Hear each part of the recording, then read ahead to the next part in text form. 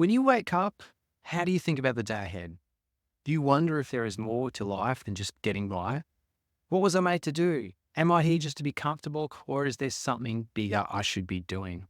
The Bible can help us answer these questions, and in it, Jesus himself gives us some very clear lessons and guidance. He tells us we're not just here to exist. Like the birds in the sky or the flowers in the field, each of us has a purpose. Every day, we can trust that our lives matter, even in the smallest of ways. The Sermon on the Mount, found in the book of Matthew, is one of Jesus' most famous teachings. There, he shared great lessons about how to find meaning and happiness each day. These weren't just about changing our actions or behaviors, they're about transforming the way we think. Because even if we're not visibly struggling, our minds and hearts can still be hurting. This sermon was Jesus' guidance to help us mend those inner struggles and find true peace. Today, I want to share with you some of my favorite lessons from this powerful sermon, advice that still helps us have better days inside and out. Jesus starts his sermon by saying, "Blessed are the poor in spirit." When he says this, he's not referring to money or material wealth. Being poor in spirit means recognizing that we are lacking something vital: connection with others and God. We need each other and we need God to help us. This lacking or being poor in spirit shows us that we need support, love, and guidance. And it's through this openness that we grow and find strength. As we understand this, it helps us stay humble. It also helps us love others better because we know we all need help. And being poor in spirit can actually be a strength. It can help us grow in our faith and makes us kinder to others. We all need love and care from each other, and it's okay to admit that. Because when we admit that we need help, it opens the door for deeper connections and real support. By leaning on each other and on God, we become stronger together.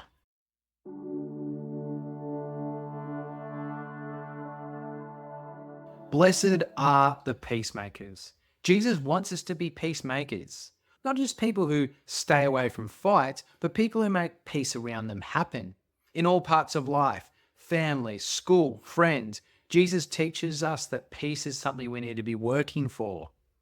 Being a peacemaker means finding ways to solve problems, listening when others are upset, and trying to bring calm to stressful situations.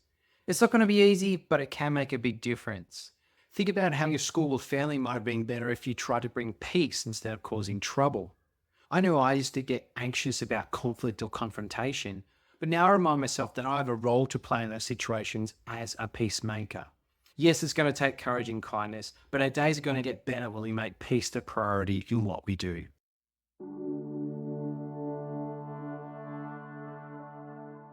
Do not worry about tomorrow, for tomorrow will worry about itself. Jesus tells us to let go of the future. He wants us to focus on today. When we stop worrying about tomorrow, we can enjoy today and be thankful for what we have now. This doesn't mean we should stop planning. Planning is important because it helps us use our time well, but if planning makes us worry too much, we need to step back and focus on what we can achieve today. I used to be a constant planner and want to plan every little thing, trying to control not just the immediate days ahead, but the weeks, the months, the years, holidays, money, career, family. Thing is, over time, I realized life doesn't work that way. None of my significant achievements in life are ever planned. And not everything you can do can be planned. Thing is, if you plan something and it doesn't work out, you feel like your life isn't going according to plan and build with all this anxiety and stress. So now, instead of meticulously planning, I focus on preparation and what I get done. The aim there is to be ready for whatever happens instead of stressing about the details of the days and weeks and months ahead. That gives you a lot more time to focus on what I'm able to do today. Because Jesus tells us, can any one of you by worrying add a single hour to your life? When we stop worrying, we can enjoy today and trust that things will work out. Yes, it's a big step in belief, but Jesus tells us that if we trust God, he will take care of us. Just like he takes care of the birds and the flowers. When we have trust that our needs will be met, we know today's going to be much, much better. You are the light of the world. Jesus tells us that each of us has a light, a goodness that the world needs. This might be a talent, a kind action, or just being there for others. Finding your light starts just knowing what you're good at or what makes you happy when you do it. This is living with purpose, knowing that even your small actions can make a big difference. It could be using your creativity, helping someone in need, or being kind when someone is sad. Right now, I'm using my light by making this video for you. If you're still watching, it means my light is helping. That's what it means to shine your light. I'm using my skills, creativity, and abilities to actually do something like publishing this video. Each of us can make a difference because when we share our talents, it spreads and helps others, strengthening the communities we have in place. It's a call to wake up each day and share your gifts and lift others up, because living is a life that makes our lives meaningful and helps others too. Where your treasure is, there your heart will be also. This is a reminder that what we care about shapes us. If we only care about money or things, that's where our heart will be, and that's what will shape who we become. Jesus tells us to focus on what really matters, like love, kindness, and family. These are the things that last and make us truly happy. What we value each day shapes how we grow and the kind of life we live. For me, my recent focus has been about balancing what I consume and then what I create. Do I spend my nights scrolling through social media and watching TV? Or do I use that time to read, to learn something new, or talk to a family and friends? By focusing on creating and contributing, I'm using my life for what really matters. Start thinking about what you actually care about. Are you spending time on it? What do you truly value? Treasure what will make a difference for your future. Love your enemies. This is one of Jesus' most famous lessons and one you've probably heard before. It's memorable because it's a bit different to how we naturally think, but it can really change our lives. Because true growth happens when we do things that are hard. Loving our enemies makes us more caring and helps us grow beyond our limits.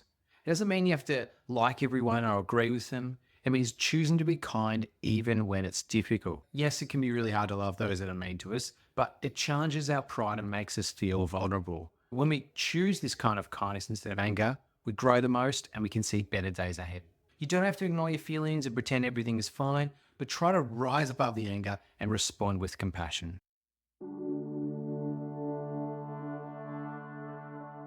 Ask and it will be given to you. Seek and you will find. Knock and the door will be open to you. A well-known phrase that we continue to use today. Jesus wants us to be brave and ask for what we need. It means facing life with courage, trusting that good things are possible. You don't need to settle for what you have right now. You can start to be bold and believe that you deserve good things. There are opportunities out there and you are worthy of receiving them. I know way too many people who don't even chase or pursue what they really want because they're nervous about what might happen. Yes, life is going to be unpredictable, but we don't always need to assume the worst. Think about the best case scenarios. Jesus tells us not to hold back. Go after what we need and want and aim for in life. It doesn't mean just sitting around waiting. It means taking action and having the courage to ask, knock, and seek. There's so many modern interpretations of this verse as well, such as the one from Wayne Gretzky who says, you miss 100% of the shots that you don't take. It's all about being brave and active and trusting that God will help us. So get up and go after what you want. The door is right there, but you have to knock. The Sermon on the Mount is full of such simple, helpful lessons that can bring us happiness and understanding. The way I see it, it's not just a bit of guidance on what we should be doing or how we should behave, but how we improve ourselves to think and feel better. These teachings are meant to help us change from the inside out, guiding our minds and mending our hearts who can truly live better every day. Now, there's a lot more depth to it than what I shared today, but these are just a few of my favorite lessons from Jesus' favorite message. I encourage you to study yourself because there's so many more nuggets of wisdom in there. Jesus wants us to understand what it's all about. It's about helping us have better days and live happier lives. If these teachings mean something to you, like this video and share it with someone who needs encouragement today. Subscribe to learn more about how Jesus' wisdom and the Bible can help us live better lives one day at a time.